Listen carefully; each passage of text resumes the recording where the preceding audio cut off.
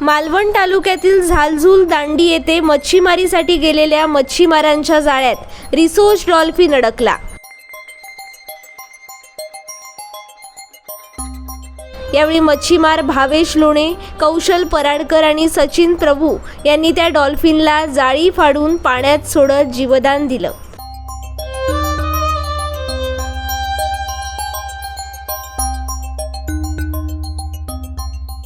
वन्यजीव संरक्षण अधिनियम 1972 अंतर्गत महाराष्ट्राच्या समुद्री संरक्षित प्रजातींमधील रिसोच डॉल्फिन ही एक प्रजाती आहे।